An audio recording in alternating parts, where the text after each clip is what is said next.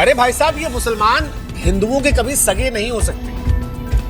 अरे देखिए ना, मुसलमान जो है वो खुश है कि कश्मीर में 27 हिंदू को मार दिया गया। अरे आप लोग जानते नहीं है, मुसलमानों को सिखाया जाता है काफिरों को मार दो। आतंकी कौम है मुसलमान भाई, कहीं भी देख लो यार। अच्छा आप बताइए, सारे आतंकवादी मुसलमान ही क्यों निकलते हैं? अरे वो शौर्य पिक्चर देखी थी आप, ब्रिगेडियर रुद्र प्रताप सिंह, वो जो कह रहे थे बच्चे नहीं है, वास्तव में वही रियलिटी। कश्मीर में जब हिंदुस्तानियों की जगह हिंदुओं को मारा गया, तब देश के बड़े हिस्से में इस तरह की चर्चाएं आम हो गई। इस देश के सभी मुसलमानों को बहुतेरे लोगों ने सिर्फ एक चश्मे से देखने की कोशिश शुरू कर दी। वो जो कह रहे थे कि आतंकवाद का कोई धर्म नहीं होता, उनको कहने वालों की फौज मिल गई जिन्होंने कहा कि हो सकता है, लेकिन ये भी सच है कि जब मारा गया तो धर्म पूछ के मारा गया, और ये बड़ा सच है। लेकिन हमें लगा कि इस बड़े सच के बीच में एक छोटा सा सच जो छिप गया है, उस पर भी नजर डालो। वो सच जो इन तस्वीरों का है, वो तस्वीरें जो चीख चीख कर कह रही हैं कि सर जनाजा तो कश्मीर में भी उठा है, आंसुओं का सैलाब तो कश्मीर में भी बह रहा है।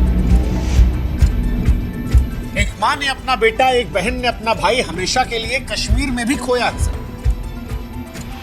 और वो हिंदू नहीं था, वो मुसलमान था।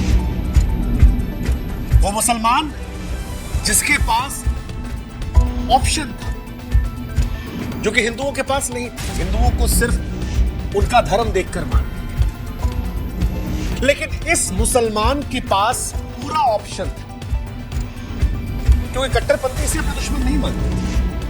फिर भी इस मुसलमान ने मौत चुनी, और यह मौत उनके लिए चुनी गई जिनसे कुछ ही घंटों पहले ये मुसलमान चाहता तो बच जाता। ये जनाजा जो आपको दिख रहा है, इस जनाजे में इस मुसलमान को नहीं होना चाहिए था, अगर इस मुसलमान ने अपने बारे में सोच लिया। लेकिन इस मुसलमान ने नहीं देखा कि सामने कौन, किसका धर्म है। उसने अपनी जान से ज्यादा कश्मीरियत को जिंदा रखने की ठानी। मौत सामने थी, लेकिन जिंदगी दूसरों की बचाने की उसने जंग लड़ी। आतंकवादियों से भिड़ गया, कहा कि ये हमारे मेहमान हैं, और फिर आतंकवादियों ने गोली मार दी। कश्मीर के पहलगाम में 28 लोगों की मौत हुई है, जिसमें एक मुसलमान, और उस मुसलमान की कहानी को भी बयां किया जाना चाहिए। क्योंकि अगर आप इस देश में मुसलमानों पर सवाल उठा रहे हैं, तो आपको उस मुसलमान को शुक्रिया भी अदा कहना पड़ेगा, जिसने अपनी जिंदगी दांव पर लगा दी ताकि कुछ लोग जिंदा रह सकें। और आज की कहानी में 2 ऐसे मुसलमान जो रिश्तेदार हैं, एक जिसने जान गंवा दी और एक जिसने 11 लोगों की जान बचा दी। और अगर आप उस मुसलमान का शुक्रिया अदा नहीं कर सकते, तो आप भी इंसान नहीं हैं। हाँ, अगर आप हिंदुओं की भी हिमाकत कर रहे हैं, तो ये वो मुसलमान है जनाजे में जो हिंदुओं को बचाने के लिए कुर्बान हो गए। ये वो मुसलमान है जिसने इंसानियत को नहीं मरने दिया। जब हिंदुओं को कट्टरपंथी मुसलमान मार रहे थे इस आधार पर कि वो हिंदू हैं, तब उस बड़े सच के बीच में एक ये भी मुसलमान था जो दुनिया को बताने की कोशिश कर रहा था कि साहब, इस्लाम सिर्फ खून खराबा नहीं सिखाता, और सब इस्लाम में नहीं है जो खाली खून बहाते हैं। कुछ ऐसे भी हैं जो जिंदगी बचाने के लिए कुर्बान हो जाते हैं, और उनमें से ये है जिसका जनाजा आप यहां देख रहे हैं। क्योंकि इसने अपनी जान एक हिंदू की जान बचाने के लिए गंवाई है, और ये इसका अपना इस्लाम है, जो उस इस्लाम से अलग है जिसे वो कट्टरपंथी मुसलमान जो कश्मीर में आए थे और पैंट उतार कर कलमा पढ़वा कर चिट कर गोली मार दी थी। कश्मीर में जो कुछ हुआ है, उसने हिंदुस्तान की गंगा जमुनी तहजीब को हिला कर रख दिया है। इस देश में वैसे भी हिंदू मुसलमान कम नहीं था, और इस घटना के बाद वो जो मुसलमानों के लिए हिंदू आवाज उठाते थे, उनको कटघरे में खड़ा किया जा रहा, कहा जा रहा है कि सबसे बड़े दुश्मन तो तुम ही हो। तुम ही दिन भर कहते थे कि देखो ये नहीं है, और अब देखो इनकी कौम ऐसी। लेकिन इस आरोप के बीच में ये तस्वीर बार बार सोचने पर मजबूर करती है कि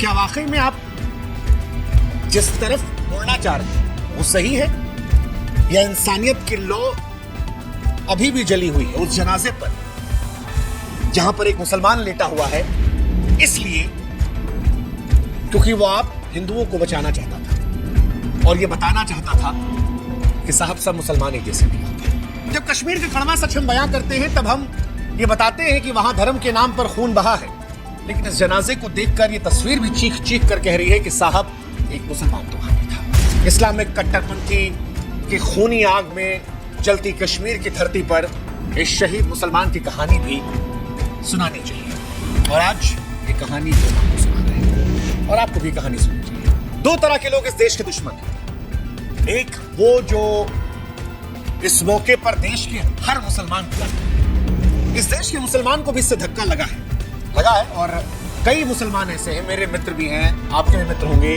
कई सारे कलाकार ऐसे हैं, स्पोर्ट्समैन ऐसे हैं जो कह रहे हैं कि हम भी शर्मिंदा हैं, अरे और इनकी वजह से हमको भी बदनाम होना पड़ता है। मेरे ऐसे सैकड़ों दोस्त हैं यूपी, बिहार, बंगाल, पंजाब, जो कह रहे हैं कि सर कश्मीर में जो उन मुसलमानों ने किया उसके चलते हमको शर्मिंदा होना पड़ता है, हम पर लोग नजर उठाते हैं। और दूसरे वो लोग हैं जो कह रहे हैं कि भैया आतंकवादियों ने हिंदू धर्म देखकर मारा ही नहीं, मुसलमान देखो, वो जो आतंकवादियों को क्लीन चिट दे रहे हैं, देखो ये दोनों हमको मूर्ख समझ रहे हैं। ये बात पूरी सच है कि मारे जाने वाले सारे हिंदू थे एक मुसलमान को छोड़कर, और पीड़ित परिवारों ने खुद बताया है कि उनकी हिंदू पहचान की वजह से मारा। लेकिन इस नरसंहार के बीच में दो चेहरे थे जिन्होंने अंधेरे में उम्मीद का चिराग जलाया, और आज उन्हीं दोनों के बारे में बात की जाएगी, जो जिनमें से एक मरते मरते शायद कह गया कि साहब मैं नहीं हूं, लेकिन आप ये मत कहना कि हर मुसलमान आतंकवादी होता है। कुछ होते हैं जो आतंकवाद का विरोध करते हैं, कुछ हैं जो कुरान के नाम पर खून बहा रहे हैं, लेकिन ऐसे भी हैं जो इंसानियत को बचाना चाहते हैं। एक सैयद आदिल हुसैन शाह, जिसने पर्यटकों की जान बचाने के लिए आतंकवादियों से लड़ते हुए जान गंवाई, और दूसरा नजाकत इन्हीं के परिवार का, जिसने 11 बेगुनाहों को मौत के मुंह से खींच लिया, और अब वो 11 लोग कह रहे हैं कि ये नजाकत ना होता तो हम जिंदा नहीं। सैयद नजाकत जैसे लोग गवाही दे रहे हैं कि सच्चा मुसलमान गुनहगार नहीं होता, वो खाली कातिल नहीं होता, वो जान बचाने के लिए जान दे भी सकता है। और सैयद की कहानी सुनकर आपके रोंगटे खड़े हो जाएंगे। उसके जनाजे की तस्वीरें आपने देख ली, लेकिन सैयद की कहानी सुनकर आप सोचने पर मजबूर होंगे।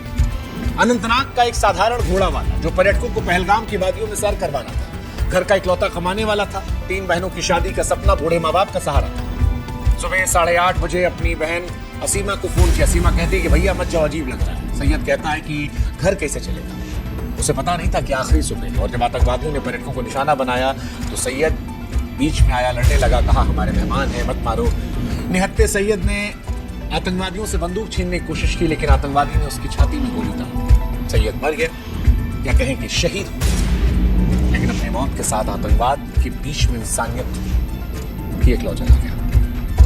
अब उसकी बहन की चीखें आ रही हैं तो वो परेशान करने वाली, वो कह रही है कि उसने दूसरों को बचाया, खुद चला गया, कौन होगा हमारा सहारा। उसके बूढ़े माँ बाप की तस्वीरें परेशान करने वाली, वो भी कह रहे हैं हाय अल्लाह क्या हो गया मेरे बाप। पिता की आवाज टूटी हुई है, कहते हैं कि बेगुनाह है, घोड़ा चलाता था, मेहमानों के लिए जान देंगे। हालांकि वो आतंकवादी जो अपने इस्लाम के चलते हिंदुओं की जान लेने आए थे, उनकी नजर में सैयद मुसलमान नहीं था, वो एक इंसान था जो उनके कट्टरपंथी साजिशों के बीच में रुकावट इसलिए मार दिया।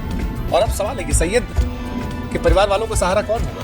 पत्नी विधवा हो गई, घर का चिराग बुझ चुका था। दूसरा लड़का नजाकत अली, 22 अप्रैल को पहलगाम में अनंतनाग निवासी कपड़ा व्यापारी नजाकत अहमद 28 साल का 11 लोगों की जान बचाता। चिरमिरी के 4 दंपति सुभाष जैन, हैप्पी बड़वान, लकी पराशर और टीटू अग्रवाल 3 बच्चों को सुरक्षित निकाला। उसी के सगे मामा थे आदिल हुसैन, जिनकी मौत हुई। नजाकत ने हार नहीं मानी, इन सभी परिवारों को सुरक्षित पहुंचा दिया, और वे परिवार नजाकत का शुक्रिया अदा कर रहे हैं। तो कह रहे हैं कि नजाकत ना होता तो वो जो 27 लाशें पड़ी थी वहां पर हमारी भी होती। सैयद नजाकत जैसे लोग ये गवाही देते हैं कि अगर कोई सच्चा मुसलमान है तो वो सच्चा इंसान भी है, और अगर सैयद नजाकत जैसे लोग नहीं होते तो शायद हम भी मान लेते पूरा कश्मीर आतंकवादियों का है। लेकिन ये साबित करते हैं कि कश्मीर की धरती पर इंसानियत है, और कुछ कट्टरपंथी अगर कश्मीर की वादियों में खून खराबा कर रहे हैं तो उस खून में सबको रंगना जरूरी है। कुछ साल पहले शाहरुख खान ने भी ऐसा कुछ फर्क समझाने की कोशिश की। हालांकि मैं जानता हूं इस बात के लिए कई लोग मेरा भी विरोध करेंगे, कई लोग करेंगे, लेकिन मुझे बार बार ये लगता है कि सैयद ने अपनी जान दे दी, और जो मर गया किसी और को बचाने के लिए, तो क्या हम बोल नहीं सकते उसकी बात को पहुंचाने के लिए? हमें इतना जज्बा, इतना हौसला तो नहीं है किसी और के लिए जिंदगी गवा दी। सैयद ने गवा दी, इसलिए मैं कह रहा हूं कि आप भी सुन लीजिए। वो अपनी जान को खो सकता है, अपने परिवार को छोड़ सकता है, उसकी बीवी बेवा हो सकती है, उसके माँ बाप अनाथ हो सकते हैं, बहन जो है वो अकेले पड़ जाती है, और हम और आप क्या उसकी बात नहीं सुनेंगे सिर्फ इस बात को लेकर कि वो मुसलमान था? फिर आईने में हम भी शक्ल कैसे दिखाएंगे? सोचिए। और इसीलिए बात सुनिए, दो इस्लाम की शाहरुख खान ने भी कुछ साल पहले समझाया था। शाहरुख खान ने कहा था कि यार पहले जब लोग कहते थे कि आतंकवाद और इस्लाम एक है, तो मैं इसका विरोध किया करता था, तर्क देता था, पर अब मैं कहता हूं कि आतंकवाद जो है वो इस्लामिक नेचर में है। मैं पहले उसको नकारता था, लेकिन अब मुझे एक बात समझ में आ गई कि इस दुनिया में कुछ लोग हैं, कुछ आतंकवादी हैं जो इस्लाम को फॉलो करते हैं और वो आतंकवादी हैं, लेकिन वो हमारा इस्लाम नहीं है, वो हमारा धर्म नहीं है। शाहरुख कहते हैं कि अल्लाह की आवाज़ है, कि जो कुरान है उसके अंदर लिखा है कि अगर आप एक इंसान के जख्म भरते हैं तो पूरी इंसानियत के जख्म भरते हैं, और एक इंसान को दर्द पहुंचाते हैं तो मानवता को दर्द पहुंचाते हैं। शाहरुख कहते हैं कि ये जो आतंकवादी होते हैं ये इस्लाम के नाम पर बच्चों को जन्नत का लालच देकर उनका ब्रेन वॉश करते हैं। और शाहरुख ने उसको विनती भी की थी कि किसी भी धर्म, चाहे हिंदू हो या कोई भी धर्म, धार्मिक किताबों में जो बातें लिखी गई उनके सही मायने समझाए जाए, क्योंकि किसी भी धर्म की किसी किताब में ऐसा लिखा नहीं है कि किसी को दुख पहुंचाएंगे तो आपको खुदा अपने पास बुलाएंगे। शाहरुख खान की वो बात अगर पहलगाम के वो कट्टरपंथी मुसलमान समझ लेते तो शायद आज हिंदू और मुसलमान की इतनी कहानी नहीं होती, शायद 27 पीढ़ियां जिंदा होती, शायद पूरे देश के मुसलमानों को एक चश्मे से देखने की नौबत नहीं आती। उसके पीछे भी सच है कि अगर सैयद और नज़ाकत जैसे लोग नहीं होते तो शायद इंसानियत की बात लोग संकोच करते। किसी ने जिंदगी गंवा दी, खून बिखेर दिया अपना, ताकि इंसानियत की लौ जिंदा रहे। आज हमें इस बात का एहसास होना चाहिए, सच्चा धर्म वही है जो नफरत और हिंसा नहीं फैलाता है। सच्चा धर्म वही है जो इंसानियत की रक्षा करता है। ये माना कि 2 आतंकवादियों ने 27 लोगों को मार दिया, ये माना कि उनके धर्म को देखकर मारा, और ऐसी सोच रखने वालों को जितनी गंदी सजा हो सके दे दीजिए। लेकिन जब पूरी कौम पर सवाल करें तो एक बार सैयद को भी अपनी आंखों के सामने, उसकी माँ को भी, बेवा को, उसकी बहन को, क्योंकि ये सिर्फ इसलिए मर गए, इसलिए शहीद हो गए हैं कि आप ये समझ सकें कि वो भी मुसलमान हैं जो जान लेने के बजाय जान बचाने की कोशिश करते करते कुर्बान हो जाते हैं। बस इतनी सी बात के लिए पूरी दुनिया से चल गए। वैसे भी समाज के तौर पर हम तभी सही दिशा में बढ़ सकते हैं जो आतंकवाद और हिंसा के खिलाफ करेंगे, ये सुनिश्चित करेंगे कि नफरत और कट्टरता को बढ़ावा देने वाली कोई विचारधारा न हो। ये हमारे समाज का कर्तव्य है। हम धर्म, जाति, समुदाय के नाम पर कोई नहीं, इंसानियत को प्राथमिकता करते हैं। भारत की आबादी 140 करोड़ है, 25 करोड़ के आसपास आप इस देश से मुसलमानों को मिटा नहीं सकते, और इस देश से मुसलमानों को खारिज नहीं कर सकते।